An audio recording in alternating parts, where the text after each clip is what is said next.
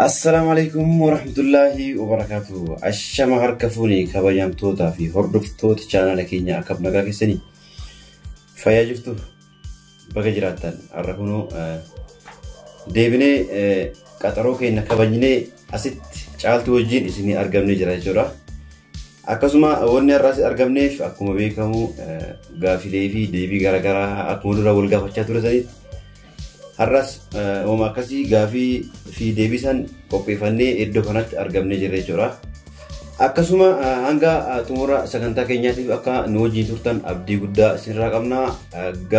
Garanumaan warroonni chaanala keenyaaf haaraa taatan subscribe akka nu godhan kabajaan isin gaafanna.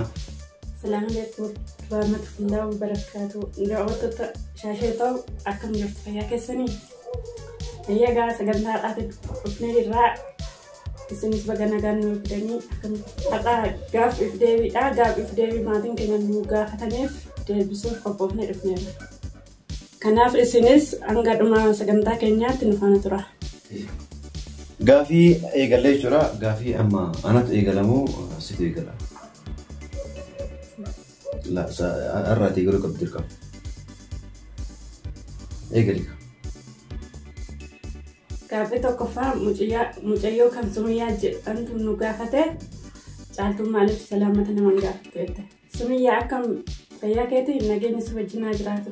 Kunis gaafadhee fayyaa nagaa si gaafadhee maal feeta? Isin baramma sin gaafanne maal fayyaattu? Isin yeroo jalqaba yeroo nu jalqabnu maaliif salaamata nu gaafanne sin jette malee amma na gaafadhu sin jenne mata. Har'aaf gaafadheeti. Salamata kana dura guutuu immoo situ na jalaa fixa ture. Akkam godhas jira salaamani numa ta'a.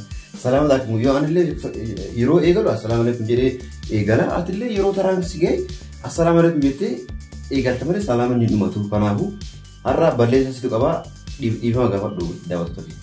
Sumiyyaa dhiifama manaa godhee kanaan booda salaamata jalqaba gaafadha.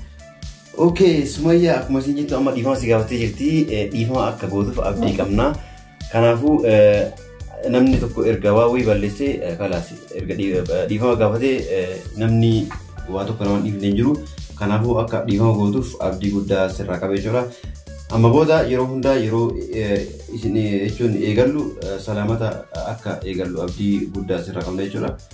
Abdii guddaa qabna jechuudha. Anis caaltuunis akkasiin eegallee jechuudha. Kanaafuu Sumayyaa dhiifama akka gootuuf abdii qabna jechuudha. Gaafii ittaanu fayyadamtoota dhaggeeffattoota keenya gaafiin lammaffaa irra geenyee jirra. Gaafiin lammaffaan kun ammoo gaafii addaa ta'e jira. Gaafii addaa wanni isin jedheef hanga gaafii deebii kana eegallerraa gaafii takka nu gaafatamee hin beeknee fi takka nama biraallee gaafatamee hin beekne gaafii haarawatu nu gaafatamee jira jechuudha. Namni gaafii kana nu gaafate obboleettii keenya Hayaat jedhamti. Gaafii kana eessaa fiddee akkamiin yaadatte akka nu gaafatte immoo har'a isii gaafachuuf teene jechuudha. Gaafiin kun maal jedha? Caaltuun dubrummaa qabdi jettee na gaafattee jirta jechuudha. Dubrummaa anaaf isin illee ni qabna. Deebiin keenya kana jechuudha. Akkamiin taate? Kan keenya garre. Kan keenya garre. Hayyee hordoftootaaf dhaggeeffattoota keenya akkuma nu gaafattan deebiin kana ammoo isiin kan keenya garre naan jettee jirti. Anammoo isin erga deebisuu hiddee deebisuun dirqama kiyya waan ta'eef isin ni qabdi. Qabaachuu keessaayyuu caaltuun dubrummaa lama qabdi. Kunuu yoo an sobellee isin na bira jirti isii gaafachuu hin dandeessa. Gaafii sadaffaatti yoo dabarru mucayyoon Warqinash jedhamtu isin jaarsaaf jaartii obboleeyyan jettee nu gaafatteerti. Kanaaf deebiin keenya dura yuunnee turre jaarsaaf jaartiidha. Egaa akkasuma Warqinash jaarsa jaartiidha moo obboleeyyan jettee nu gaafattee turte deebiin kan kee akkuma caaltuun si deebiste kana dura viidiyoo maxxansee turre achirra deebii argachuu hin dandeessaa. Nullee irra deebinee si deebisna aniif isin jaarsa jaartiidha jechuudha. Amma gara gaafii afuraffaatti dabarra jechuudha. Gaafii afuraffaa namni nu gaafate Simboo Kush Oromiyaa dhiira ta'ee dubara ta'ee garuu adda hin beekne jechuudha. Maqaan isaa Simboo Kush Oromiyaa jedha. Na gaafatee jira jechuudha. Caaltuu illee miti gaafiin kun inni ka dhuunfaan na gaafate jechuudha. Maal jedhaa Hajji magaalaa adiitti dhalatte shaasheedhamoo dodolamoo asaasamoo eessaa naan jedhee na gaafatee jira jechuudha.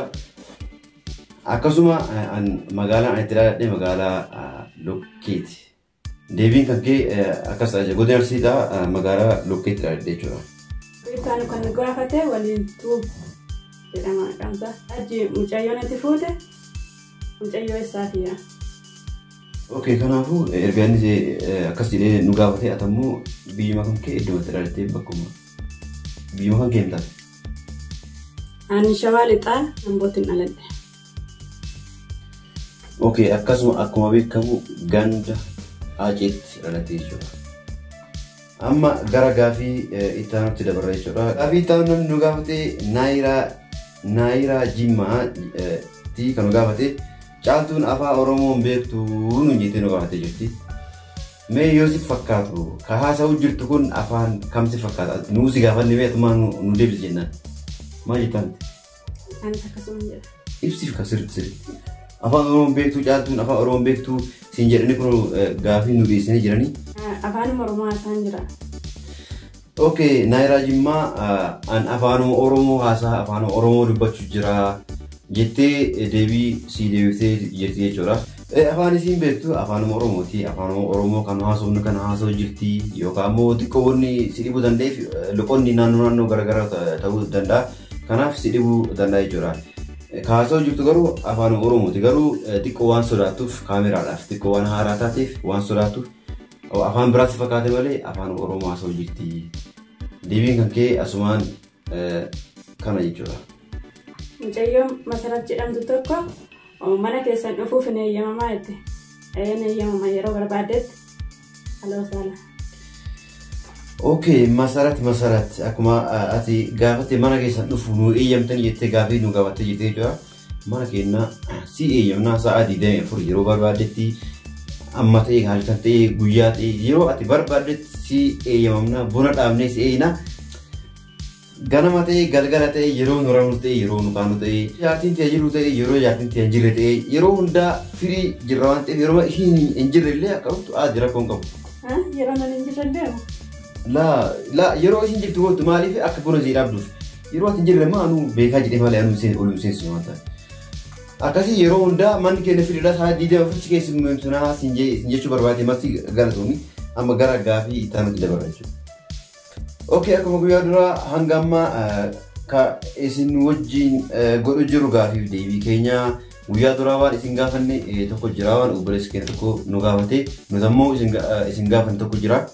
Namni tokko ammoo koomentii jalatti deebii gaafii nu gaafanne sanii nu ka deebisetti jira jechuudha. Akkasuma nuti gaafsan kan isin gaafanne jaarsa jaartiin yeroo baay'ee maalirra wal lolu jenneeti gaafii namni tokko nu dhiyeessee ture gara keessan dabarsinee ture jechuudha. Akkasuma obboleessi keenya tokko maal jedha jaajaa jedha maqaan isaa jaarsaaf jaartiin hirriba irratti halkan yeroo rafan wal lolu nuun jedhee jira. Akkam gaafiin kun deebiin kun sirri ammoo sirri moo sirrii miti jettanis yogguu rafan akkan wal lolan mee jaajaa deebii kana maaliif akkana jetteeti garuu akkana fakkaatetti jaarsa jaartiin sirri irratti yeroo rafan wal lolan yeroo san lola biraa irra turan malee wal lolan jaarsa jaartiin wanni irra wal lolan akkana fakkaate garuu waan biraati. Yeroo rafa wal lolan jedhee? Yeroo rafa wal lolanii algaara wal lolanii jedhee nu deebisee jira. Yeroo rafan immoo erga rafan eessatti wal lolu akkamitti wal lolu? Okay, inni akka itti fakkaate akkasii nu deebisee jira ati mee akkasii fakkaatetti mee deebii waan kanaa maal jettee deebista? Inni jedhu lola waltummiisaa sun taane lola jaalalaa lola jaarsaa jaartii injira malee yeroo rafan ulaa cufatanii algaara wal lolan san nu deebisee jechuudha. Ana gama kiyyaan naaf hin galle. Siif hin galle? Tole akka ati siif galu booda yoo mana galle siif gala yeroo san sitti himu. Tole amma gara gaafii itti aanutti dabarra jechuudha. Gaafiin itti aanu Ibrahim akkasitti. Isin maal nama fuulduratti wal mormitu walitti? Galatoom Ibrahim isin maaliif nama fuulduratti wal mormatanii nu jettee jirta wal mormii biraa osoo hin taane yeroo nu asii wal morminu kana isin akka nu bohaartaniif isin bohaarsuudhaaf wal mormina malee anaaf isin walii galtee dhabneeti miti. Anaaf isin baay'ee wal jaalannaa walii galtee dhabnee osoo hin taane walii gallaa baay'ee akka nama tokko walitti akka jaarsaa jaartiitti walii gallaa wal jaalannaa isin bohaarsuudhaaf asii gubaan wal mormina malee waan biraati miti jechuudha. Raahimaatiin galatoomii. Okay, gaafiin ittaanu akkasidha. Gaafiin ittaanu kan gaafate Hayaati. Isin lamaan akka jaarsaaf jaartii taatan wajjin rafaati nu garsiisaa jettee jirti. Ka wajjin rafee nu garsiifne anaaf sin garsiifne anaaf jaartuu Hayaati. Amma kan si garsuu dandeenyu wajjin rafne sin garsiifna yeroodhaaf rafee jaarta. Manumatti dhuftee alaabta. Okay, Hayaatiin wajjin rafna jennaaniin uummata abbootiin qabatanii yemmuu nu jettee jirti. Ati kanaafuu amma guyyaa tokko si affeerraa mana keenya dhuftee akka nu wajjin rafnu akkasitti nu raaftaa akka si affeerraa. Atillee nu dhuftee guyyaa tokko dhuftee nu wajjin raftaa. Jechuun guyyaa tokko dhuftee mana keenyatti si affeerree akkasitti akka nu wajjin raftullee nu raaftaa jechuu barbaadeeti. Kanaafuu gamanumaan deebiin kan kanuma galtuun. Gaafiin ittaanoo kan gaafate Raahimaa Shaashee erga wal fuutanii ammam turtanitti. Raahimaa erga wal fuunee baatuma tokko. Gaafiin ittaanu gaafiin xumuraa jechuudha. Hayaati man nu gaafate gaafii kanas ammallee deebi'ee caaltuu ati maaliif sodaattaa jettee caaltuu gaafattee jirti. Kun ilaallatu caaltuu ilaallatee jechuudha. Caaltuu gaafii si gaafatan kana seeraan akka deebistu ati qaba. Deebisi waan sodaattu kana kanaaf sodaadha jedhi deebisiif. Kuni sodaallee miti kuni amaluma keenya. Egaa kabajamtoota dhaggeeffattoota keenya gaafii deebii hanga ammaa nu faana godhaa turtan gara xumuraa geennee jirra. Nu hordoftaniif baay'ee galatoomaa. Chaanala keenyaaf warri haaraa taatan akka subscribe nu godhan asumaan isin gaafanna jechuudha. Nagaan naa turaa sagantaa taanutti walitti dachaana. YouTube keenya dagatteena subscribe na godha. Caaltuu otoo maatii naa ta'a. Okay, kabajamtoota dhaggeeffattoota Shaasheetu sagantaa keenya har'aaf isinii qopheessinee iddoo kana istuudiyootti argamnee xumurree jirra. Garanumaan caaltuutuufis subscribe akka gootan abdii guddaa isinirraa qaba. Hanga qophii keenya kan biraatiif qabannee isiniif dhufnuuf galatoomaa kabajamaa ulfaadhaa nagaa nuuf jiraadhaa ulfaadhaa.